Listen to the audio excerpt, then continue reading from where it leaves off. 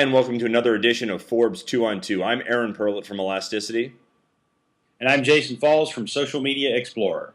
And Jason, I see you're joining us from yet another seedy motel. Congratulations. What can I say? I'm a seedy kind of guy. So, first question today. Big news just came out. MySpace, once the granddaddy of them all, sold for a whopping $35 million after News Corp bought it a couple years ago for $580 million. A lot of people have talked about the failings of MySpace, but Jason, what went wrong with MySpace? I think the actual problem was really just that MySpace didn't listen to the online consumer. They didn't change with the changing marketplace, and they didn't keep up with the competition. Facebook came to the table not necessarily to put MySpace out of business, but they came to the table with the thought of being a communications utility. They had a much more intuitive interface. The design was much more elegant. It was easier to get around. It was easier to connect with friends. And I think that MySpace failed to listen to the online customer that didn't want to be yelled out with advertising. They wanted something more elegant and easier to use, and they ultimately just didn't keep up with the competition. Yeah, it's kind of interesting. They always say you can put lipstick on the pig, but it's still a pig. But the thing with MySpace is from the very beginning, it was such a train wreck visually. And you mentioned the user interface, and they never chose to improve on that train wreck at all. It really, even today, if you go to the site, it still looks vaguely similar to the way it did, back 5 years ago. And as Facebook was creating a more clean, easily navigable site, it also spent a lot of time on products. And I don't think MySpace spent a tremendous amount of time on product development. And again, back to your point, the user interface, I think, really failings of it. And ultimately now it's just kind of it's for music aficionados, essentially, is really what it's become, whereas Facebook has kind of become the Walmart of social media in that it's everything to everyone. That's a really good way to put it. I don't think I've ever quite heard the Walmart of social media, but nonetheless, you're absolutely right. I agree with that.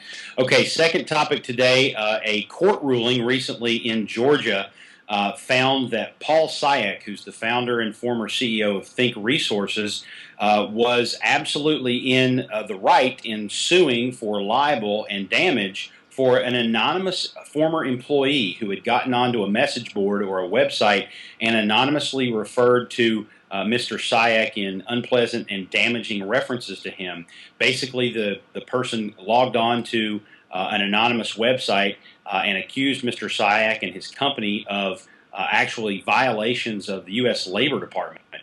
And the court ruling found that Mr. Sayak could absolutely insist that the website in question turn over the user information to him and his attorney so that that person could be held responsible for his comments. This changes a lot of websites and how they handle anonymous commenting. Aaron, what do you think this means for the right of a consumer or an employee to go online and say things about their employer or to say things about anybody in the online space?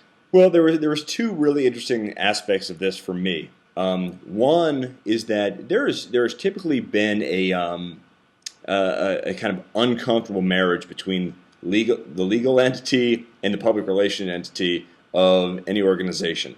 I think this was a great example of where actually his legal team was actually leading this, but where lawyers and public relations practitioners or communication strategists can really work well together in concert.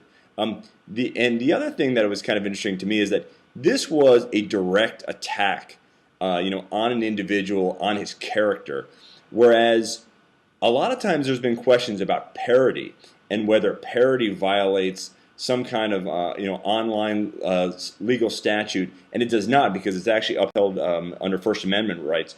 But this was a direct attack, and I think it's obviously I think most of us who spent a lot of time online, and most of us who've been attacked at one time or another, if you spend a lot of time online and you're willing to throw out your opinions, get a little tired of this. But when it's completely unnecessary, negative, and just vicious in this case, it's nice to see that the legal system, and I didn't even know Georgia had a legal system, but the legal system actually upholding the rights, and kind of taking the kimono off to a degree. Well, and I think the big thing that this says to people online everywhere is there are limits to freedom of speech. You can't yell fire in a crowded theater, and you can't go online to a message board anonymously or otherwise and say anything you want to say about your employer, about a person you know, about a politician. There has to be a level of decorum and civility there. Libel and slander online is no different than libel or slander offline, and I think a lot of social media users, especially those people in forums and message boards, which can be just overburdened with hate and venom, have a rude awakening coming in the coming years as the legal system and the justice system gets a hold of what's going on online. I think there's going to be a lot more cases of people who are sued successfully for libel or slander, whether they do it anonymously or not. So be careful.